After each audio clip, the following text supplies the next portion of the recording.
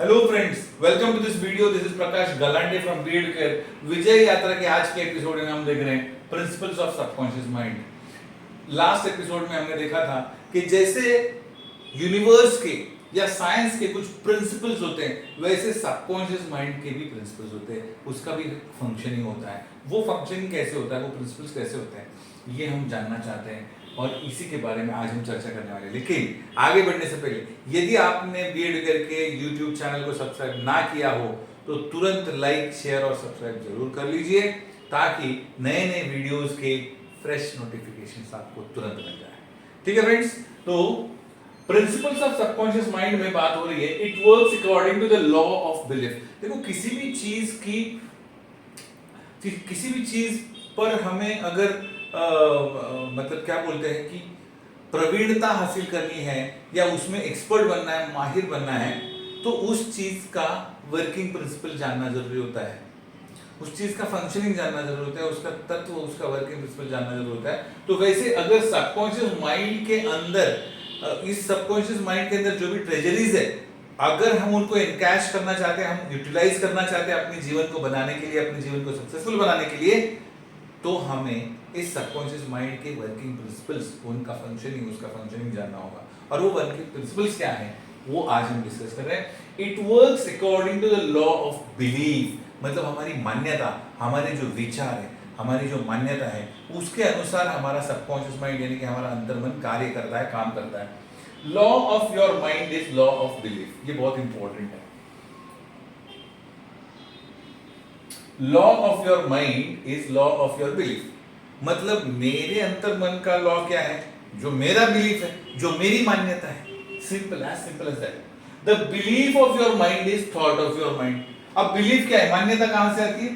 तो ये मान्यता जो है वो थॉट ऑफ योर माइंड। जो मैं सोचता हूं वही मेरी मान्यता बनती है, और जो मेरी मान्यता बनती है वही मेरा सबकॉन्शियस माइंड का प्रिंसिपल बन जाता है, वही मेरे सबकॉन्शियस माइंड का प्रिंसिपल बनता है। बात समझो दोस्तों, बहुत इंपॉर्टेंट बात है, बहुत महीन बात है, बहुत ही सूक्ष्म बात है, लेकिन बहुत इंपॉर्टेंट है, जो हमारे जीवन में बहुत बड़ा रोल प्ले करने वाली, हमारे जीवन के सक्सेस में भी बहुत बड़ा रोल प्ले करने वाली बातें हम आज डिस्कस करें दोस्तों।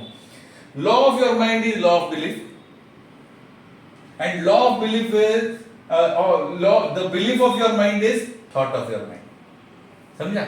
हमारा सबकॉन्शियस माइंड का लॉ क्या है? हमारी मान्यता। पर हमारी मान्यता क्या है? हमारे विचार। हमारे जैसे विचार है वैसे हमारी मान्यता है, जैसे हमारी मान्यता है वैसा ही हमारा माइंड बनता है। Stop accepting the false believes, opinions, superstitions and fears. मतलब इस तरह की जो नेगेटिव विचार है उनको स्वीकारना बंद करो। सबकॉन्शियस माइंड के अंदर अगर हमारे बिलीफ सिस्टम हमको स्ट्रांग बनानी है, अगर हमारा प्रिंसिपल, सबकॉन्शियस का प्रिंसिपल अगर स्ट्रांग बनाना है, अगर हमारे सबकॉन्शियस को हमें स्ट्रांग बनाना है, अगर हमारा सबकॉन्शियस हमें सक्सेस की तरफ लीड करे ऐसा लगता है, तो फिर stop accepting the false beliefs. गलत मान्यताएं स्वीकारना बंद करो। Opinions, superstitions and fears. गलत मान्यताएं, गलत मतांतर और जो डर होते हैं, अलग अलग भिन्न भिन्न तरीके के डर होते हैं, वो सारे स्वीकारना बंद करो। फिर क्या चालू करें? Begin to believe in the eternal verities and truths of life. Verity मतलब तत्व, जीवन का सार, जीवन का तत्व, जीवन का प्रिंसिपल, लाइफ के इटर्नल प्रिंसिपल्स जो होते हैं, शाश्वत सत्य जो होता है, शाश्वत तत्व जो होते हैं जीवन के, उनको मानना शुरू करो। ये बोल रहा, begin to believe in the eternal verities and truths. जीवन का सत्य क्या है, जीवन का सार क्या है, इसको मानना शुरू करो। दैट नेवर चेंज, जो कभी भी चेंज नहीं होता, जो कभी भी जीवन का सत्य, ट्रुथ्स ऑफ लाइफ, जो कभी भी चेंज नहीं होता, शाश्वत होता है। At that point you will move onward, upward and godward. मतलब जैसे ही हम इस तरीके के विचारों को स्वीकारना शुरू करेंगे, इस तरह के विचारों पर फोकस करना शुरू करेंगे, तब हम हमारी प्रोग्रेस, मतलब हम सक्सेस की तरफ, जीवन में सक्सेस की तरफ आगे बढ़ेंगे, ऊपर जाएंगे मतलब प्रगति पथ पर जाएंगे और ईश्वर के नजदीक भी जाएंगे। Godward, towards God. गॉडवर्ड मतलब टुवर्ड्स गॉड। ठीक है फ्रेंड्स, आगे भी बहुत सारी बातें आपसे करनी है, लेकिन आज के लिए बस इतना ही।